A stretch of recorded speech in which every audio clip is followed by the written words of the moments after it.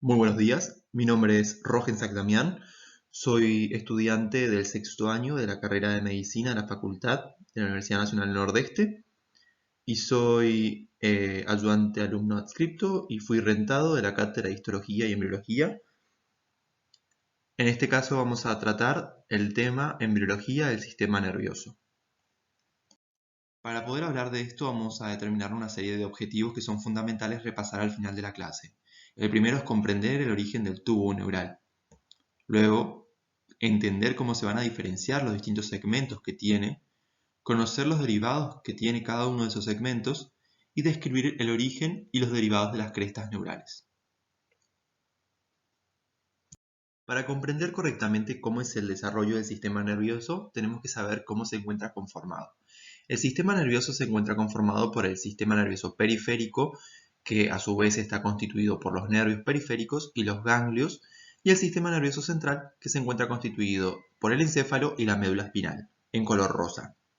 El funcionamiento del sistema nervioso central ocurre a partir de un estímulo externo, como por ejemplo la temperatura del agua caliente que toca nuestra piel. Los receptores de la piel van a recibir ese estímulo y lo van a enviar a través de los nervios periféricos a los ganglios y de los ganglios a la médula espinal, para que de esa manera llegue a la corteza cerebral que se encuentra en el encéfalo y luego esa corteza cerebral del análisis envíe una respuesta que va a descender nuevamente por la médula espinal hacia los nervios periféricos, llegando al órgano o al músculo que va a ser el efector de la actividad para que ese estímulo deje de producirse y no nos quememos en el caso del agua caliente. Vemos entonces, para entender mejor, a partir del disco bilaminar el origen del sistema nervioso. El sistema nervioso entonces va a tener una primera parte que va a ser el disco bilaminar, constituido por el epiblasto y por el hipoblasto. Estos van a evolucionar a partir del proceso de gastrulación en un disco trilaminar. Este disco trilaminar va a estar constituido por un ectodermo superficial, un mesodermo medio y un endodermo que se encuentra por debajo. Estos forman el futuro embrión. Cuando vemos al disco trilaminar desde arriba, vamos a encontrar que el ectodermo tiene esta forma. La parte celeste va a formar parte de la placa neural, a partir del cual se originará futuramente el surco y el tubo neural. Vemos acá las flechas que pertenecen al proceso de la gastrulación aún, porque todo esto es un proceso continuo que está ocurriendo en simultáneo. Es importante conocer cómo se forma o quién induce el proceso de la neurulación. Para ello vamos a realizar un corte a nivel medial y lo vamos de manera transversal y lo vamos a ver de frente, es decir, desde la parte cefálica. Vemos esta imagen. Este epitelio superficial es el ectodermo, esta parte es el mesodermo y esta parte es el endodermo. Dentro del mesodermo vamos a encontrar esta estructura que es la notocorda. La notocorda es el elemento fundamental a partir del cual se va a producir la inducción del tubo neural.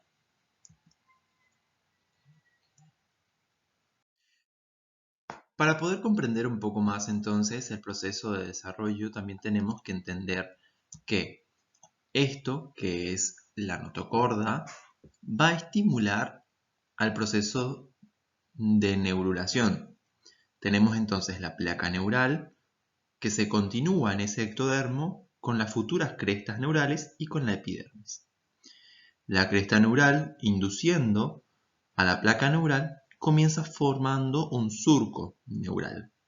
Este surco neural luego se profundiza cada vez más y forma un canal. Ese canal va a ser el futuro conducto neural. A los costados encontramos a las crestas neurales, las cuales se van a aproximar cada vez más hacia la porción medial para, de esa manera, unirse y formar el tubo. Progresando, vemos que el tubo se ha sellado completamente en la porción medial y las crestas neurales en la porción medial van a dirigirse hacia los lados del tubo neural para formar distintos elementos importantes en el desarrollo nervioso, mientras que superficialmente la epidermis contactó entre sí y formó una cubierta por encima del tubo neural. Este tubo neural, al cerrarse, no se cierra igual por todos los lados, sino que va a comenzar un cierre progresivo. A partir de la zona medial, el tubo neural se va a ir completando y cerrándose, dando lugar a la formación de dos estructuras que son el neuroporo anterior y el neuroporo posterior. Mientras se va plegando de manera medial hacia cada uno de los extremos, estos neuroporos se van a ir cerrando. El primer neuroporo, el anterior, se cierra en el día 25, mientras que el neuroporo posterior ahora se va a cerrar en el día 28. Al cerrarse completamente, estos van a dar lugar al tubo neural completo y sin ninguna dilatación. Ese tubo neural que vimos hace un ratito va a hacer esto en la cuarta semana, sin ninguna dilatación y con el polo cefálico y el polo caudal completamente cerrados. Esto va a continuar con un progreso continuo y va a dar lugar en la quinta semana a 3 dilataciones llamadas vesículas cerebrales primitivas.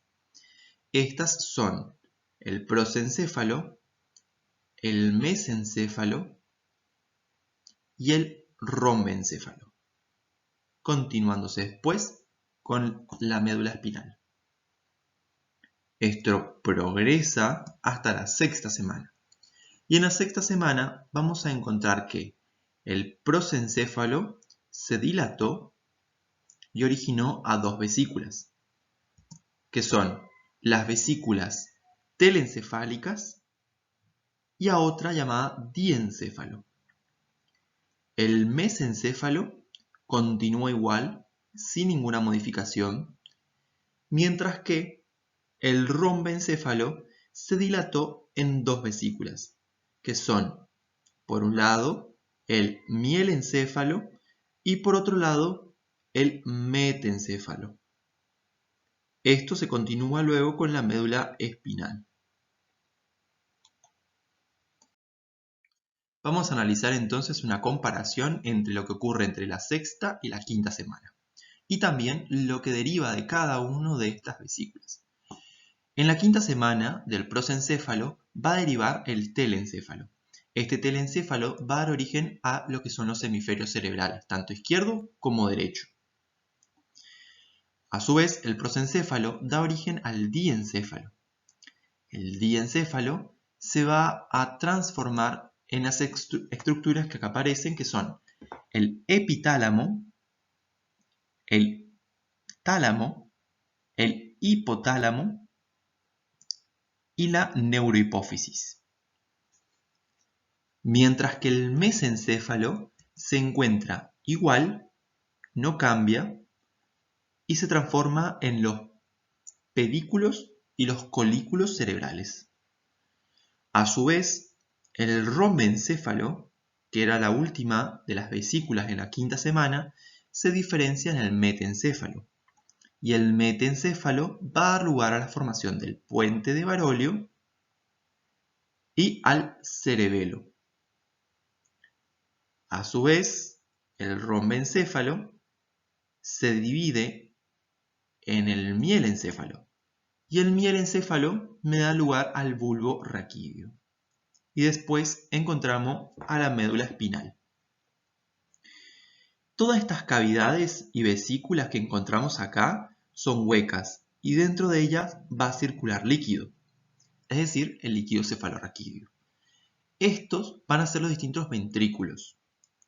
Dentro del prosencéfalo vamos a tener al ventrículo lateral, tanto izquierdo como derecho, dentro del telencéfalo.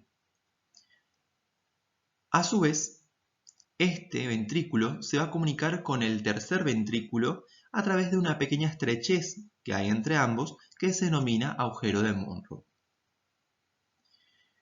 El tercer ventrículo va a originarse a partir del diencéfalo, dentro del diencéfalo,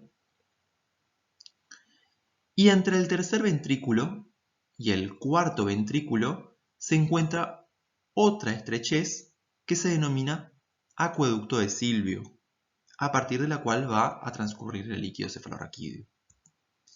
Este acueducto de Silvio nos conduce al cuarto ventrículo que se origina dentro del rombencéfalo, de los derivados del rombencéfalo.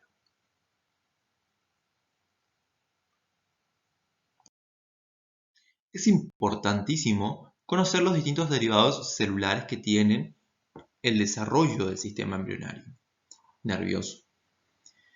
Al principio existen dos células importantes, que son las células neuroepiteliales que provienen del neuroepitelio, es decir, del ectodermo, y las células mesenquimatosas.